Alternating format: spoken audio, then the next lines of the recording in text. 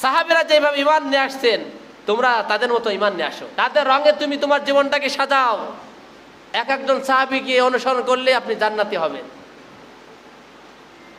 সাহাবীদেরকে follow করেন। নবীজির জন্মদিন, নবীজির মৃত্যুবার্ষিক, এই সমস্ত দিনগুলো সাহাবে আজমাইনা কিভাবে উদযাপন করছেন? তারা সিয়ামের মাধ্যমে, সৎকার মাধ্যমে, আমলের মাধ্যমে তারা এই দিনগুলি অতিবাহিত করছে। আর আমরা কিভাবে করি? আমাদের তো বিভিন্ন মিষ্টি, বিভিন্ন গাড়ি ভাড়া করে বিভিন্ন দেওয়ালে মিলাদুন নবী, ঈদের দিন বানিয়ে আমরা সেই দিনটাকে উদযাপন করতেছি।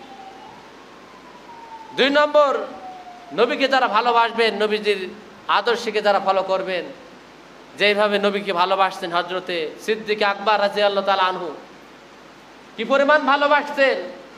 নবীজি শুধু বলছেন, আবু বকর তোমাকে হিজরত করা লাগতে পারে, সুনিশ্চিতভাবে বলেননি তোমাকে হিজরত করা লাগতে পারে। 6 মাস আগে থেকে বলছেন, কোনো একদিন বলছিলেন যে আবু বকর তোমাকে হিজরত করা লাগতে পারে। এরপর আবু বকর আর ঘুমাননি,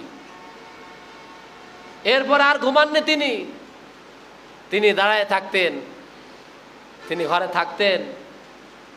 যেদিন হিজরতের সময় নবীজি হযরত আবু বকর রাদিয়াল্লাহু তাআলা আনহুকে ডাকছেন, হিজরতে সাথে নিয়ে যাবেন তার বন্ধুকে, দরজায় আওয়াজ করা মাত্রই লাব্বাইক ইয়া রাসূলুল্লাহ বলে সাড়া দিয়েছেন। আবু বকর তুমি কি ঘুমাওনি? বলার সাথে সাথে তুমি দাঁড়ায় গেছো। ইয়া রাসূলুল্লাহ, ইয়া হাবিবাল্লাহ, আমার জান, আমার পিতামাতা আপনার উপর কোরবান হোক। যেই দিন আপনি বলছেন আবু বকর হিজরত করা লাগতে পারে, সেই দিন পর থেকে আমি আর ঘুমাইনি।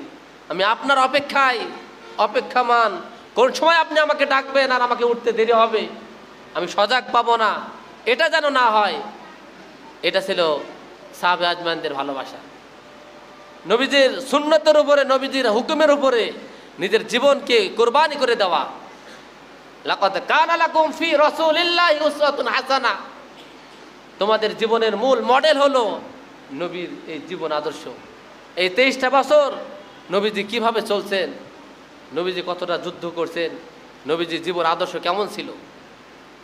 আম্মা জান আয়েশা সিদ্দিকা রাদিয়াল্লাহু তাআলা আনহাকে জিজ্ঞেস করেছেন নবীজির চরিত্র কেমন ছিল। আম্মা তালাওয়াতুল কোরআন, তোমরা কোরআন পড়োনি? ও সাহাবীরা, তোমরা কোরআন পড়োনি? এই কোরআনের জীবন্ত রূপরেখা ছিল মুহাম্মদ রাসূলুল্লাহ সাল্লাল্লাহু আলাইহি সাল্লাম। গোটা কোরআনটাকে তিনি আমল করে তিনি মডেল হিসেবে সাহাবীদেরকে দেখায় গেছেন। এমন ছোট্ট থেকে ছোট্ট কোনো বিষয় নেই যা নবীজি হাতে কলমে সাহাবীদেরকে শিক্ষা দেননি।